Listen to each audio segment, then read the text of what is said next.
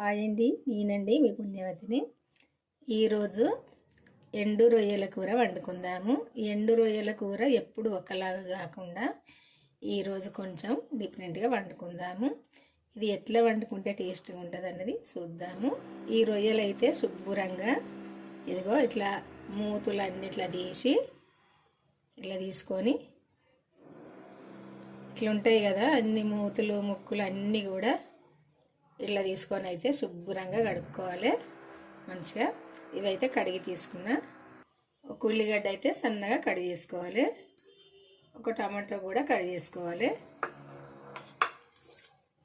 ఒక medium size కంటే కొంచెం చిన్న సైజు ఉల్లిగడ్డ అంతా చింతపండు అయితే కడుక్కొని తీసుకున్నా. ఫస్ట్ అయితే కడాయి పెట్టుకుందాము. కడాయి పెట్టుకొని కడాయి వేడిగా అయినాక మనము నూనె పోసుకుందాము. మేమైతే వాడేది పల్లి నూనె, అందుకే కొంచెము నేను ఏ కూరల్లో అయినా కొంచెం తక్కువనే పోతా నూనె, పల్లి నూనె కాబట్టి. నూనె పోసుకుందాము. ఈ నూనె అయితే సరిపోద్ది. నేను పోసిన నూనె మనం కూర వేసుకునే గంటతో ఒక గంటెడైద్ది, సరిపోద్ది. ఇప్పుడు ఇందులో జీలకర్ర, ఆవాలు ఇవి చిటపటాయంగానే ఒక 2 ఎండుమిర్చి,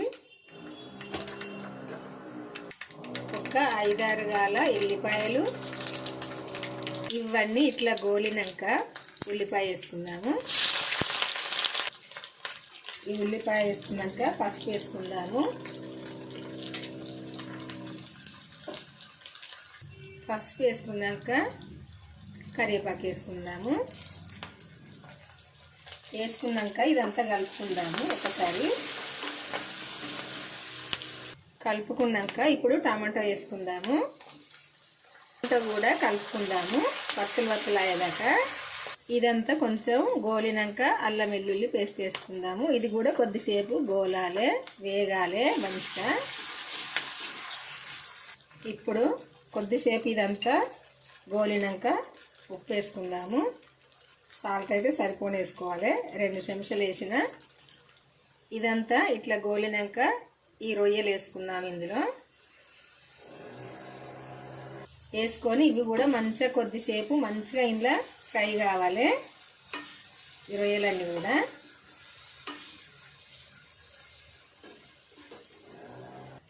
ఒక్కసారి మూత తీసి ఇవన్నీ కూడా కలుపుకుందాము.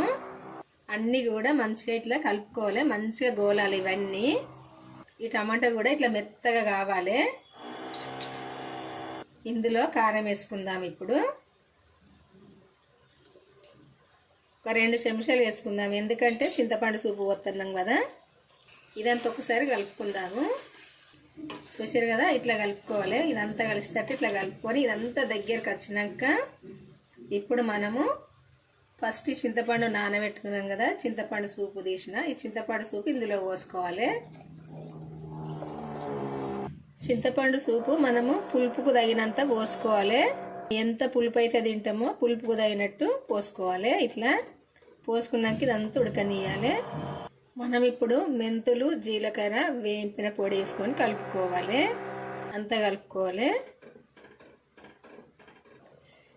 ఒక్కసారి చూద్దాము. ఇట్లా దగ్గర ఉడికినాక ఈ కూర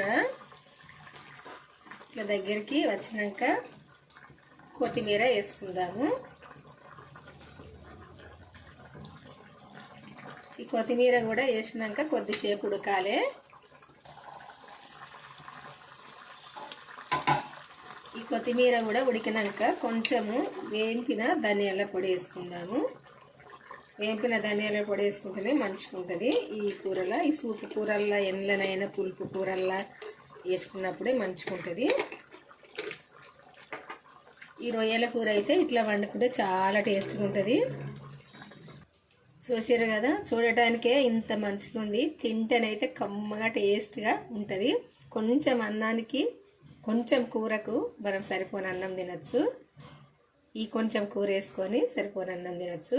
ఇట్లా ఇంతవరకు మీరు వండుకోవాలి వాళ్ళైతే వండుకొని చూడండి, చాలా టేస్ట్గా ఉంటుంది. ఈ ఎండు రొయ్యల కూర ఇట్లయితే ట్రై చేయండి. వండుకొని వాళ్ళు ఉంటే మీకు తెలిసిన వాళ్ళకు కూడా షేర్ చేయండి, వాళ్ళు కూడా వండుకుంటారు. బిల్డింగ్లో కొంచెం వర్క్ నడుస్తుంది, డిస్టర్బెన్స్ అవుతుంది, సారీ అండి, ఏమనుకోకండి. నేను మళ్ళీనైతే మైక్ ఆన్ చేసి చెప్పానండి, నేను డైరెక్ట్ చెప్పేస్తా కాబట్టి కొంచెం డిస్టర్బెన్స్ వస్తుంది, ఏమనుకోకండి. ఈ కూర అయితే ఇట్లా వండుకోండి. చూసిరు కదా, చాలా టేస్ట్గా ఉంటుంది. నేను ఏమేమి అయితే వేసి వండినో మీరు కూడా ఇట్లా వండుకొని చూడండి. మన ఛానల్కి అయితే వెళ్ళి చూడండి, వెళ్ళి చూసి ఎట్లా వండినన్నది చూసి మీరు కూడా వండుకోండి. ఇట్లా చాలా కమ్మగా అంటే కమ్మగా ఉంటుందండి. చూసిరు కదా, తెలంగాణలో మా ఇంట్లోనైతే ఎండు రొయ్యల కూర అయితే ఇట్లా వండుతా. చూసిరు కదా, ఈ రొయ్యల కూర అయితే ఇందులో తీసుకుందాము.